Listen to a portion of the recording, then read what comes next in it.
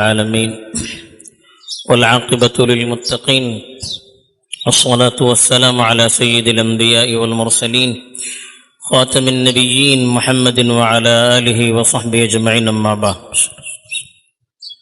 میرے دینی اور ایمانی بھائیوں بزرگوں،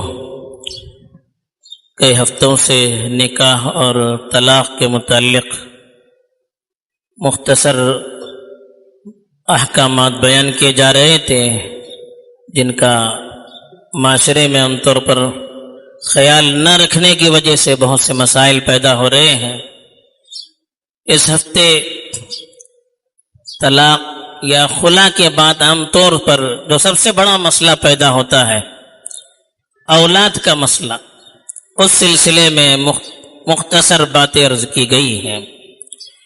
جب میاں بیوی میں جدائی ہو جاتی ہے تو مسئلہ ہوتا ہے اولاد کا، اور اسلام میں جیسے بڑوں کے احکام بیان کیے گئے ہیں ویسے بچوں کے سلسلے میں، چاہے وہ اپنے والدین کے ساتھ رہیں یا ان کے آپس میں جدائی ہو یا وہ دونوں نہ ہو کسی تیسرے کے پاس ہو، ان تمام موقعوں پر کن چیزوں کا خیال رکھنا ضروری ہے، کیا احکام ان کے لیے پیش آ سکتے ہیں، ان کا خیال رکھتے ہوئے اسلام نے اس کی بھی وضاحت کی ہے۔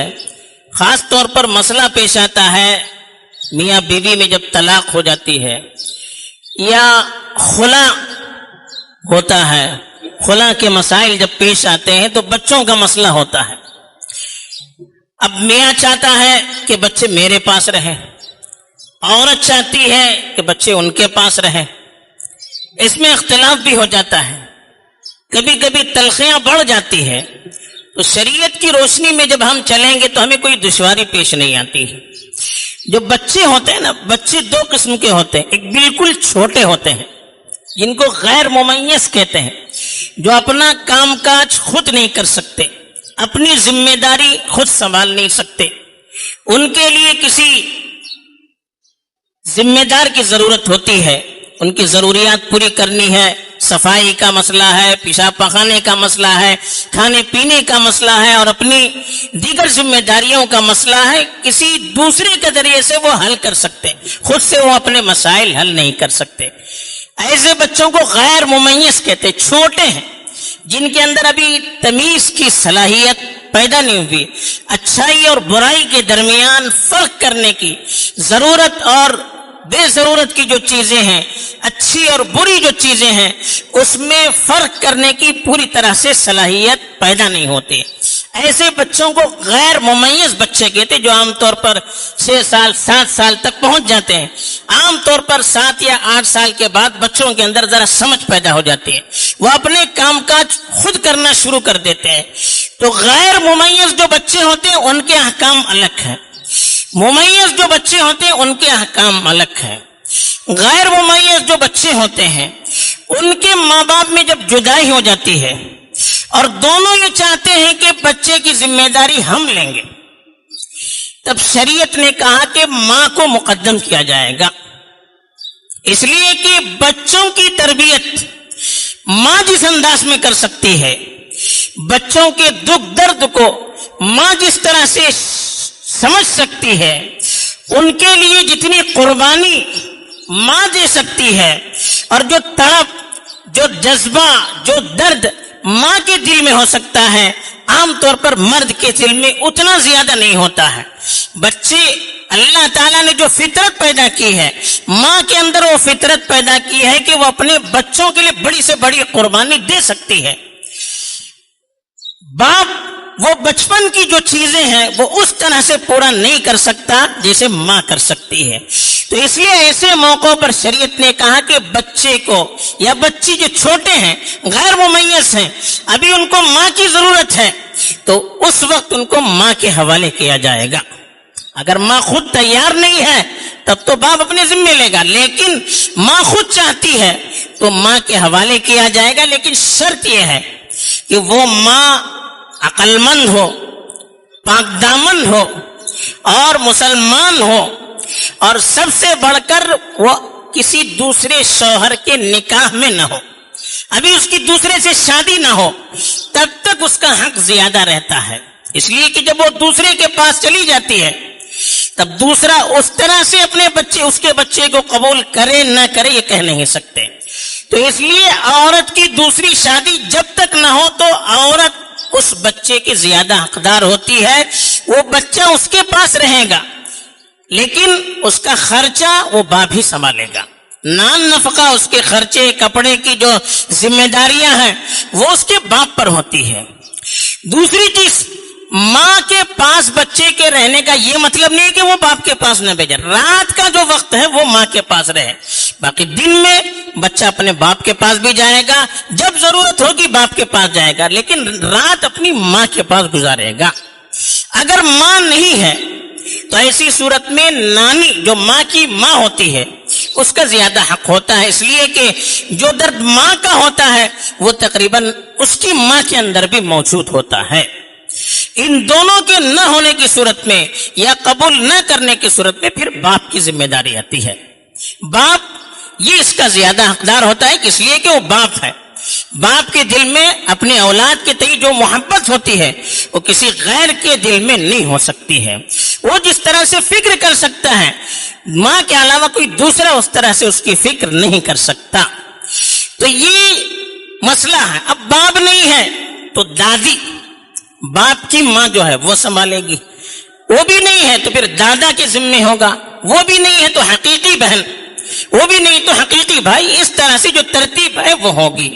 بہرحال یہ ذمہ داری شریعت کی طرف سے تقسیم کر دی گئی ہے تاکہ بچہ کسی کی نگرانی نہ ہونے کی وجہ سے اس کے اخلاق پر، اس کے کردار پر برا اثر نہ پڑے، اس کی صحت پر برا اثر نہ پڑے اور بچہ لاپرواہی کی وجہ سے لاپرواہ نہ بن جائے، برباد نہ ہو جائے. اس کے لیے بچپن سے اس کی فکر کی گئی ہے. چنانچہ حدیث میں ہے کہ اللہ کے رسول صلی اللہ علیہ وسلم کے پاس ایک عورت آئی اور اس نے کہا کہ میرا بچہ ہے یہ، میرا پیٹ اس کے لیے بستر کی طرح رہا ہے، میرے تھن سے وہ دودھ پیتا ہے، میری گود میں وہ رہتا ہے. اب میرا شوہر مجھ سے اس کو چھیننا چاہتا ہے. جب اس پہ طلاق ہو گیا تھا تو اللہ کے رسول صلی اللہ علیہ وسلم نے اس وقت فرمایا، بچہ چونکہ چھوٹا تھا، کہا کہ جب تک تو دوسرا نکاح نہ کرے یہ تیرا حق ہے، بچہ تیرے پاس رہے گا، دوسرا کوئی تجھ سے چھین نہیں سکتا. تو یہ روایت ہے. جب بچہ بڑا ہو جائے، تقریباً 7-8 سال کی عمر کو پہنچ جائے، اس کو سن تمیز کہتے ہیں. جب آدمی سن تمیز کا مطلب بچہ اپنا کام خود سے کرنے لگے، اپنی صفائی کا خیال خود سے کرنے لگے، اپنا کھانا پینا وہ خود سے اس کا انتظام کر سکے، کھا سکے، اس طرح سے اپنی جو چھوٹی موٹی ذمہ داریاں ہیں وہ خود سے ادا کرنے لگے، اس کو سن تمیز کہتے ہیں. کہ اب وہ بچے کے اندر فرق کرنے کی صلاحیت پیدا ہو جاتی ہے.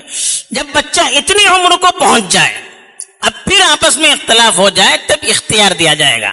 بچے سے کہا جائے گا کہ یہ تیرے باپ ہے، یہ تیری ماں ہے، اب دونوں میں سے جس کو چاہے تو اختیار کر لے.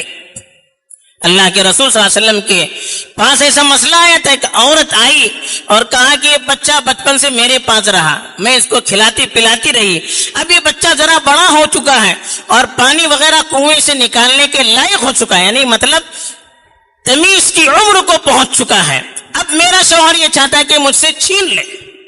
اللہ کے رسول صلی اللہ علیہ وسلم نے فرمایا کہ قرآن نکالا جائے گا. تو اس شوہر نے کہا کون مجھ سے میرا حق لے سکتا ہے؟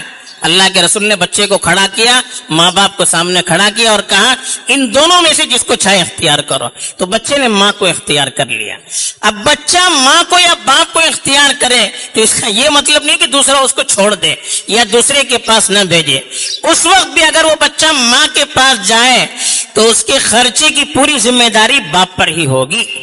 اور بچہ جب چاہے دن کے اوقات میں اپنے باپ کے پاس آئے گا، بلکہ باپ سے کہا گیا کہ بچہ اگر ماں کے پاس بھی رہے تو اس کی تربیت کی ذمہ داری اور اس کو جو مردانہ صفات ہوتے ہیں، اچھی صفات ہوتے ہیں، اس کے سکھانے کی ذمہ داری یہ باپ پر ہوتی ہے.